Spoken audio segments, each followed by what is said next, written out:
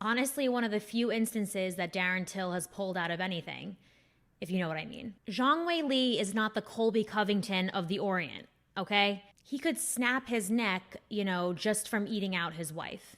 I love how I'm telling everybody not to disrespect her, and yet I'm over here talking about her vagina like it's a python. He also called Dustin an inbred hillbilly, obviously not realizing that he's also insulting about a third of the UFC's fan base. Myself included, I'm 25% backwoods on my father's side. First of all, I'm back.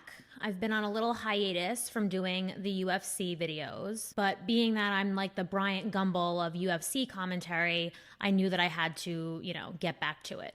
So Mike Perry is a dad now. I've said it before and I will say it again. Once you drain that ball bag, you are a changed man. I don't know, they just tend to get a little more docile once their seed has been expelled. Even though Mike Perry lost, I just have to say that man is beyond durable. His face is like a porn star's vagina. It will take a beating time and time again, but it doesn't break and it doesn't lose its luster. I know Darren Till reached out to him and said that if he wanted to, he could come over to England and train with Darren and his team, and I really do hope that Mike takes him up on that offer. Not just because I think it would be good for his career, but I also couldn't possibly think of a better ambassador or representation of American values than Mike Perry. Like, if I could choose one American to meet the Queen of England, it would be Mike Perry, with Tito Ortiz obviously being a close second. Mackenzie Dern versus Nina Ansaroff. Clash of the MILFs, which is like Clash of the Titans, but way fucking cooler. I honestly didn't know who to root for because both of these women, to me, are so lovable. Nina's partner is Amanda Nunes. They're like the Jim and Pam of lesbian power couples. They've got a beautiful little girl who's 2 years old, and she's already lifting weights heavier than I can, so that's good.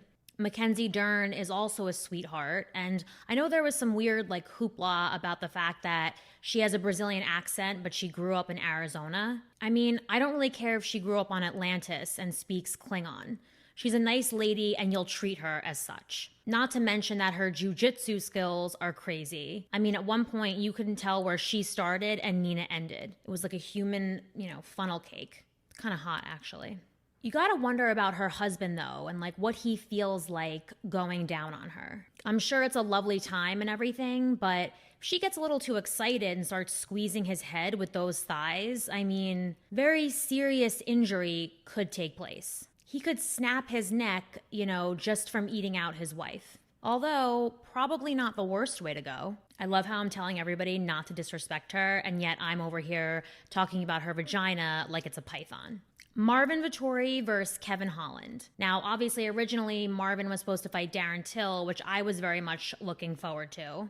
But Till pulled out because he busted, I think it was his collarbone. Honestly, one of the few instances that Darren Till has pulled out of anything, if you know what I mean. We almost lost a testicle. Oh my God, I can't say the word testicle. What the fuck? We almost lost a testicle and an eye, all within the first 2 rounds, so that was exciting.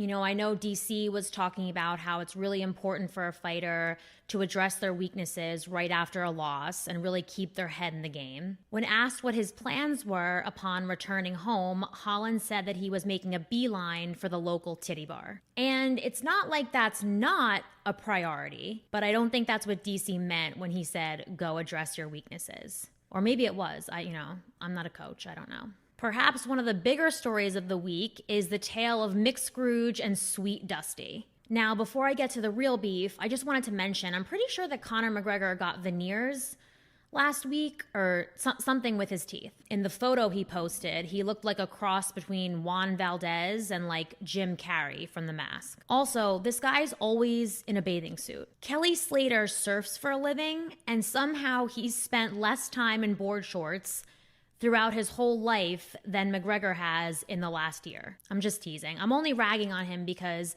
partying on a yacht in the Middle East and being able to afford dental work, is my dream. He's out there living my dream. However, the real news is the recent revelation that Conor did not pay up his $500,000 donation to Dustin's charity. He said it was because Dustin couldn't provide him with proof as to where the money or the donation would be going. All of a sudden, every McGregor fanboy then became an expert in philanthropic finance, citing endless cases of charity fraud in the comments, naturally. Dustin then volleyed back and said that it was a lie and Connor's team had been, basically unresponsive from the jump. Connor then goes full tilt and says the fight is off. He also called Dustin an inbred hillbilly, obviously not realizing that he's also insulting about a third of the UFC's fan base. Myself included, I'm 25% backwoods on my father's side. Honestly, it's all so crazy and Shakespearean that it makes me wonder if it's real or if it's just, for pre-fight publicity. I really hope that Connor, wouldn't do that or didn't stiff him. I mean, obviously for the sake of the charity, but more so because I am not physically nor spiritually ready to start boycotting Proper 12. John Jones was out there dropping hints that he will be fighting Ngannou. Dude, my nipples are hard just thinking about it. I really hope it's legit.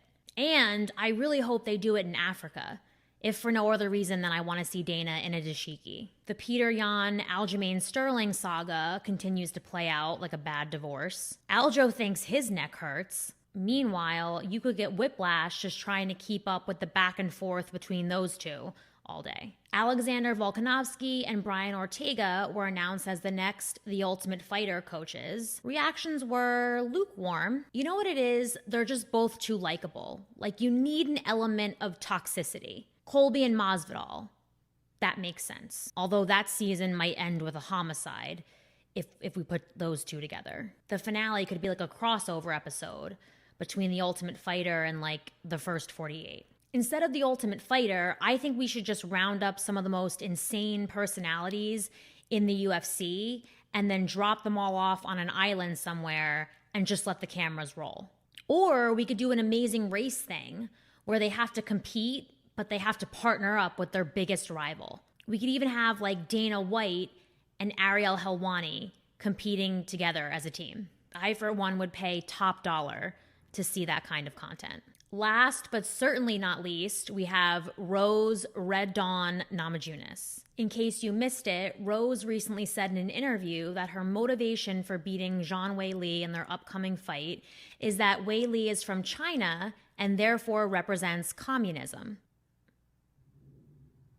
Zhang Weili is not the Colby Covington of the Orient, okay? Just because she's from China doesn't mean she supports communism or everything her government does, any more than Rose supports everything that Joe Biden does. Talking about how she's from Christ consciousness. Last time I checked, nowhere in the Bible does it say, beat up the commies. Not even in the Old Testament.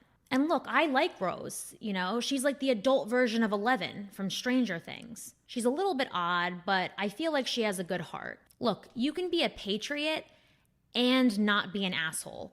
Those two things are not mutually exclusive. And it's fine to say you hate communism, but it's not fine to say that you want to beat up a Chinese national because you hate communism. Rose, just because you American doesn't mean you should.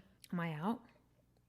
I will be back in 2 weeks to talk about Whitaker versus Gastelum, UFC 261, and whatever other crazy shenanigans these kids get up to outside the octagon. Wolverines!